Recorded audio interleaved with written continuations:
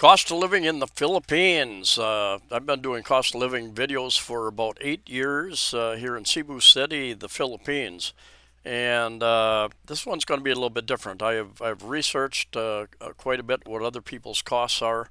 And I'm not going to talk so much about my costs, although my costs are in here, but about the range. And I found people spending monthly anywhere from about 45,000 pesos, about 900 US dollars, uh, up to over 5,000 US dollars, and really depends upon what your income is. Anyway, we're going to talk about some guidelines you might want to follow in planning your stay. When I moved here in 2015, um, I'd done a lot of research on budgets and what my costs would be, and in the end, it cost me more than what I thought it would.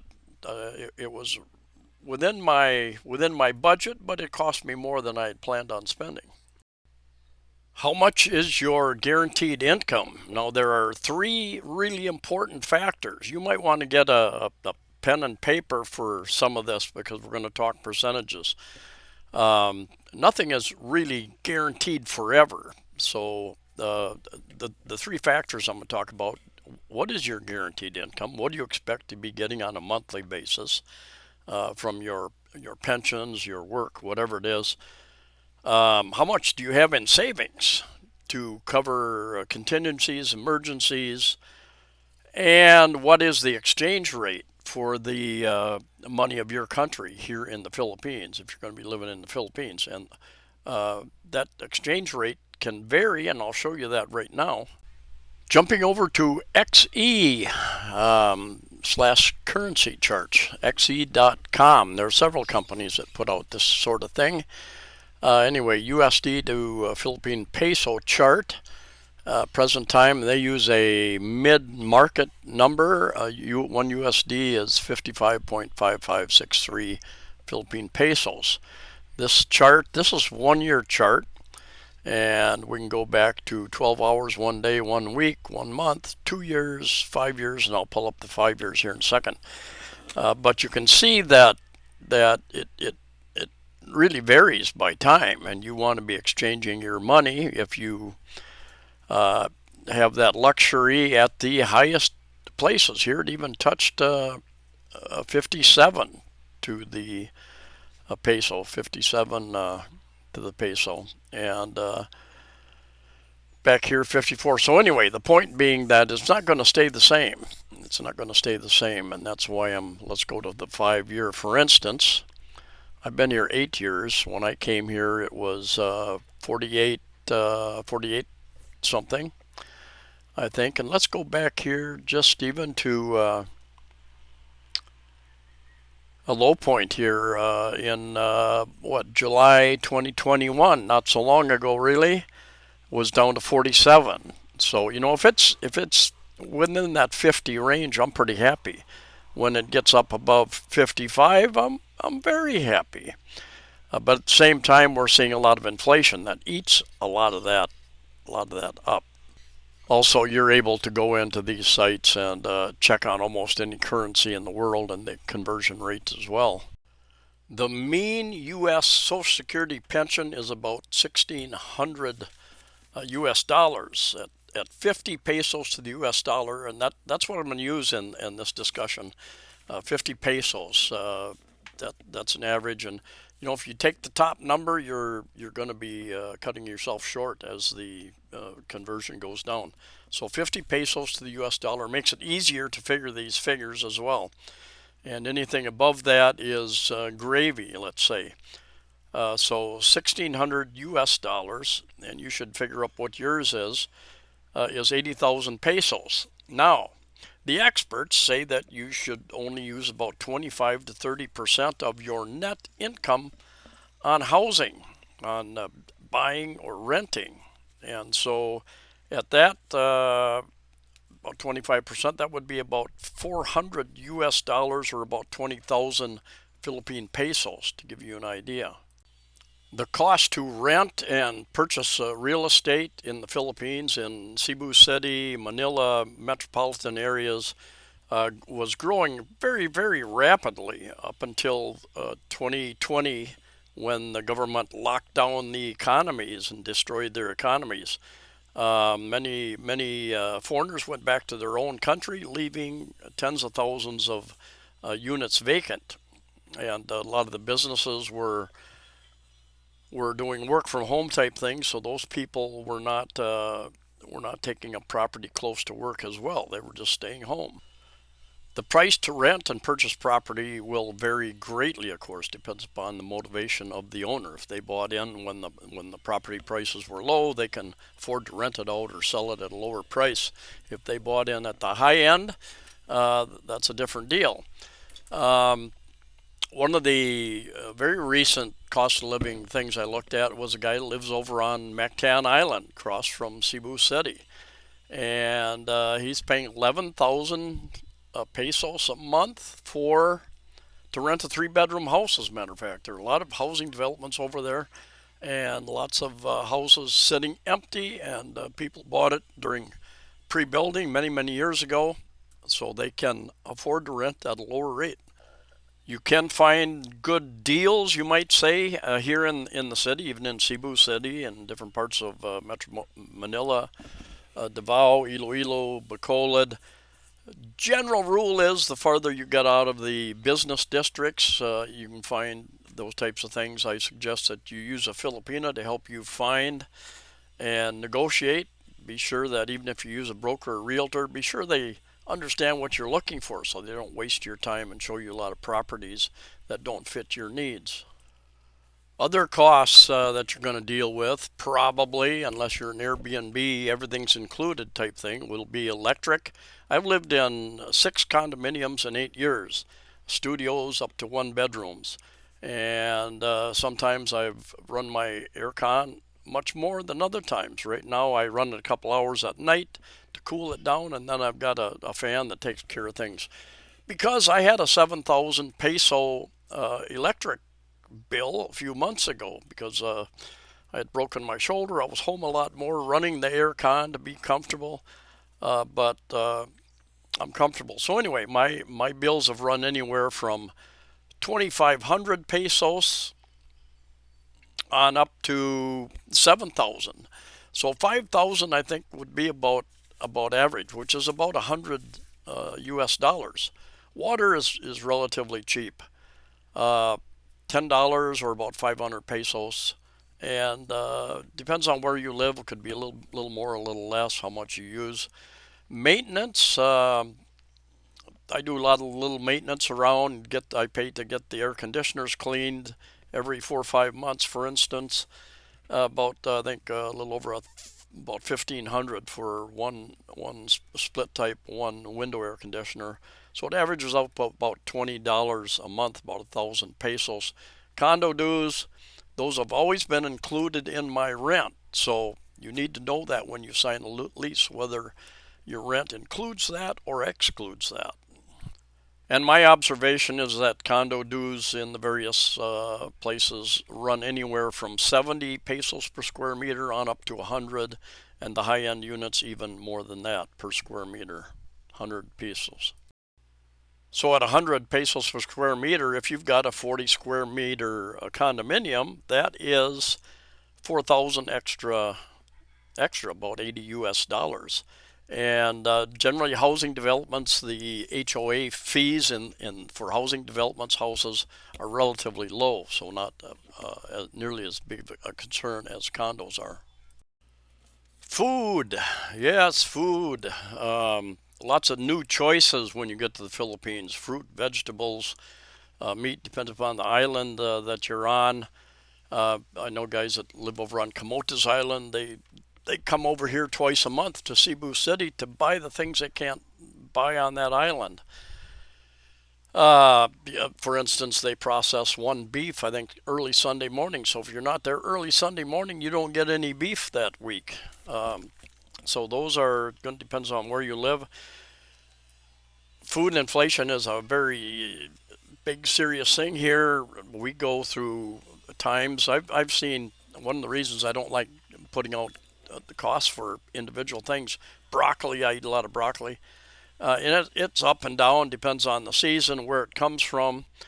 Carrots, all that stuff, it changes over time. Cabbage can be, they're giving it away virtually because they have too much of it, or then the price goes up. Onions were outrageously high priced here just a few months ago. Now they're back to normal. But anyway, from the very beginning, 2015, I've always spent right around 300 US dollars, about 15,000 pesos a month, sometimes more than that. A lot is going to depend upon how many people are you feeding. You've got a girlfriend, a wife, and kids, and how many people are you feeding, of course. So I would say anywhere from 300 to 500 US dollars, 15,000 to 25,000 pesos. If you want to save money and get the freshest in produce, go to the public markets. Good experience and some of the freshest and least expensive items as well. Internet prices will vary depending upon the company that you're using. So, and how fast of a speed do you need or want, and what's available? Is it fiber? Is it landline? Anyway, I'm spending for pretty good, I think 50 megabytes per second. Megabits, about 1,300 pesos a month.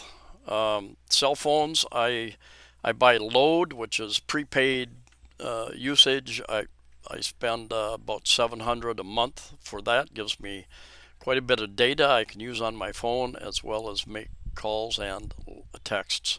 Texts are usually like 1 peso per text.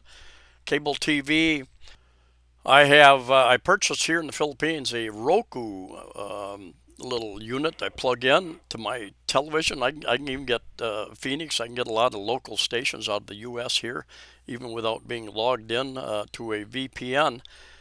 And then I subscribe to Netflix, and there's lots of ways to get different cable channels here without subscribing to cable companies.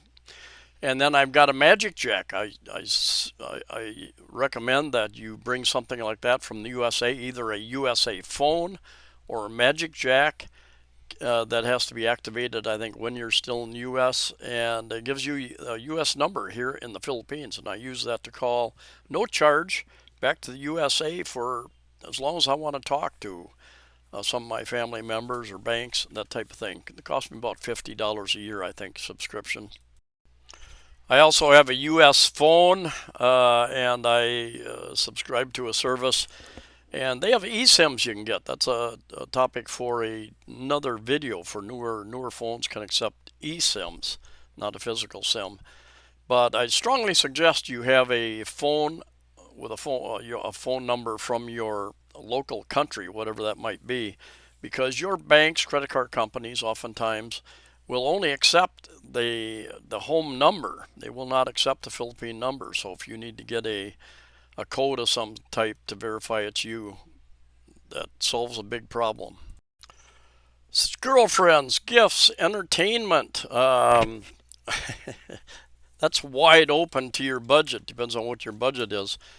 And a few years ago, I did a video called "What Does a Girlfriend Cost?" and got a lot of views, a lot of comments, both positive and negative. And eventually, I had a few Filipinos tell me it offended them, and I did it in a very nice way, I think, but it offended them the way it came across, I guess. So I finally took it down. But anyway, girlfriends are going to need a lot of times, not always, going to need phones. They're going to want to upgrade their phone, clothing, cosmetics, and the list goes on. So you need to know what your budget is up front. And I know guys that give their girlfriends a budget and an allowance. Are you going to do that? And 80% plus of my viewers are male. So you girls out there, are you going to give your boyfriends an allowance? Hopefully, perhaps. I'm still waiting for that. And they're also going to need dental, medical, those types of things. So know what your budget is, stay in control of it, or you will be lost. Medicine, medical, and dental. I've got a playlist dealing with medical, dental type things. So if you're interested, you might want to go over there. and check that out. I've talked a little bit about lots of things, my experience in the hospital with doctors. Uh, Going to see a doctor, a consultation, very cheap, anywhere from 400 to 800 pesos. The 400 pesos about $8 on up to $16, something like that. Um, I spend probably about 20 US dollars on over-the-counter drugs here in the Philippines. Could be allergy pills or a pain pill like you call them Aleve in much of the world. They call it Flanax here, ibuprofen, the allergy, and a few other things, cough medicine occasionally. Um, Occasionally, on rare occasion, get some antibiotics, which are reasonably easy to get here. But just depends on what you need. I've had people that have some of the stronger medications telling me, asking me for costs. What I suggest is you go to the various Philippine pharmacy websites and you ask them what if they have the type of medicine that you need or something similar to that, and what their cost would be, whether they would accept your prescription or whether you'd have to get a new one from a Philippine doctor. Travel about 40 US dollars a month, or about 2,000 pesos. That would be taxis, hobble hobble, motorbike taxis, rare occasion a jeepney. They're really cheap. A bus occasionally. You might take a bus across the island. A ferry. I budget about $100, 5,000 pesos a month to take a trip someplace. But in reality, it's more like every third month. Probably be more realistic. And every third month, maybe spend $200-300 going someplace for um, these day trips are real popular with Filipinos because they oftentimes they work 6 days a week and they get one day off. So a day trip, boy, I hate day trips, or even out one day and back the next. Just too short. I want time to relax and do some exploring, that type of thing. And we're just about done, but if you're going to take any trips to other Asian countries or back to your home country, be sure to put that in your budget, because that's going to cost you 1,000 or two dollars, or whatever currency you're using. Immigration and passports. I will have to renew my passport middle of next year, I believe. Towards the end of the next year, anyway. I can do that through the embassy here in the Philippines. In fact, they have a service that they will pick it up and take it to Manila and return it to you relatively quickly, less than a month. I think somebody said even happened about a week later. But anyway, immigration, depending upon where you're at, you can extend your tourist visa 1 month, 2 months, and some are allowing 6 months, but not all. Cebu City right now is not allowing the 6 months, I was told, this present time. But some immigration offices will. But that will average, and I'm just going to ballpark it because you also need once a year renew your ACR card. Just round it off to $40 per month, or about 2,000 Philippine pesos per month, right about that. Of course, you got travel to immigration offices if you're able to do some of that online now, but still a lot of it you need to go to the office or use an agency like JRC Visa Agency. If you are on a balikbayan privilege for 1 year because you're married to a Filipina from overseas, if you're on an SRRV, a retirement visa, if you are on a 13A spousal visa, those are a little bit different, would be covered in other videos. I've got over 1,300 videos up, and I'm going to cover some of the things here that I haven't listed previously. Now, I want to finish this off by hitting on a real important topic, other stuff that can really add up a lot over a year. Health insurance is one. I've actually included in my budget. I can buy pretty good health insurance policy through Pacific Cross, which used to be associated with Blue Cross, for about 200 US dollars a month. or about 10,000 pesos per month. And I'll do a video about that in the coming week or two. And very important. And most of us doing cost of living, I always never talked about it before as well because it's complicated. In my very early years, I sold health insurance, and it can get complicated. Different various policies, what they cover, what they don't cover. Anyway, that is very important,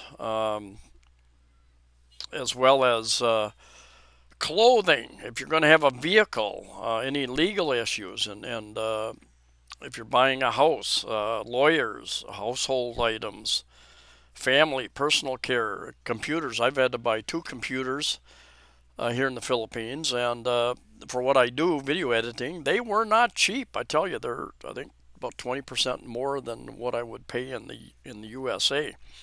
If you have hobbies, your bank charges, there are other things that can add up to be quite a bit. Now, I have not listed each and every expense that I was using along the way, but I can tell you this: I added everything up, and my average monthly total, 72,450 pesos, comes out to, at 50 pesos to the US dollar, comes out to 1,449 US dollars. Now, if I use 55 pesos to the US dollar, it saves me another about $132 a month, which is over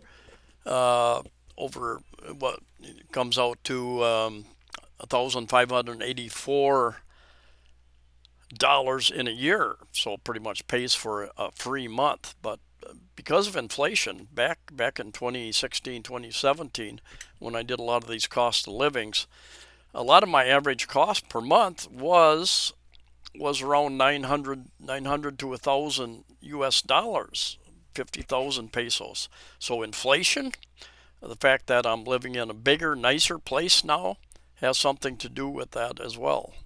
I am finding ways to save money. I'm shopping at the public market much more than the expensive supermarkets because some of the prices, things I want, have gone up so high. And also, I try to exchange money when it is at the higher end, as well as buying online. I think 49% of Filipinos during the government lockdowns learned how to order online, and well, many more than that, maybe almost 100%. But like 49% of them still do a lot of their shopping online, and I find I can find the items that I want online oftentimes much cheaper than in the stores. Same thing's happening around the world. That's why some of the malls around the USA are closing and they're repurposing the malls because people are ordering so much online these days. And the other thing is to have a good savings account backup to hold you over. When I was here like 6 7 months, and my pension got stopped for 6 months. They said, "Oh, we made a mistake. We overpaid you, so we're not going to send you a check for 6 months." And I didn't come here broke. I was able to weather 6 months without any income. But think about that. I've known guys who've come here, had a medical emergency right away. It cost them several thousand US dollars, 100,000 pesos. Things can happen. They can happen. I know guys that have had emergencies, had to go back to their home country for various things that cost a lot of money. Anyway, thanks for coming along. Take care, safe travels, and I'll see you next time.